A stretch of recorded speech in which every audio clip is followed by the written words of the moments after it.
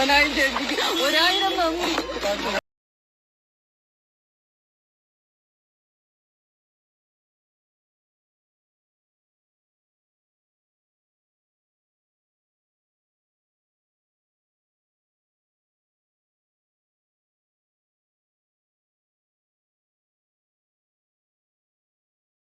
ഷാരോണിൻ്റെ അമ്മയുടെ വാക്കുകളാണ് കേട്ടത്.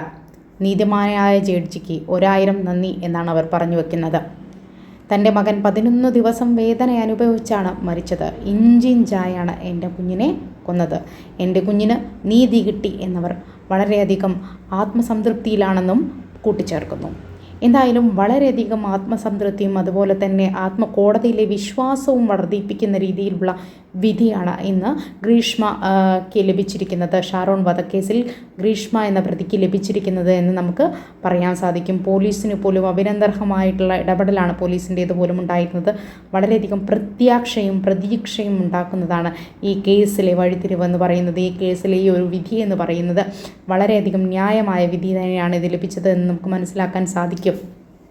കഴിഞ്ഞ ദിവസം പ്രതി ഗ്രീഷ്മ തനിക്ക് പഠിക്കണമെന്നുള്ള ആഗ്രഹം പറയുകയും തനിക്ക് പഠിക്കാൻ സാധിക്കണമെന്നും അതുപോലെ തന്നെ കുറ്റം ചെയ്യുമ്പോൾ 22 വയസ്സ് മാത്രമായിരുന്നു, എന്നാൽ ഇപ്പോൾ 24 വയസ്സുണ്ട്.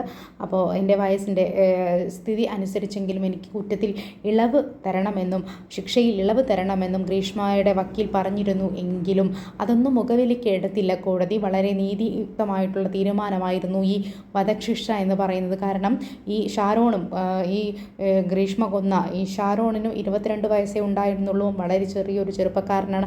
അയാൾക്ക് ഒരുപാട് ആഗ്രഹങ്ങളുണ്ടായിരുന്നു, ഒരുപാട് സ്വപ്നങ്ങളുണ്ടായിരുന്നു. അയാളുടെ മാതാപിതാക്കൾക്ക് ഒരുപാട് ആഗ്രഹങ്ങളുണ്ടായിരുന്നു. ഇതെല്ലാമാണ് ഗ്രീഷ്മ കാരണം നശിച്ചത് എന്നാണ് കോടതി കണ്ടെത്തിയിരിക്കുന്നത്.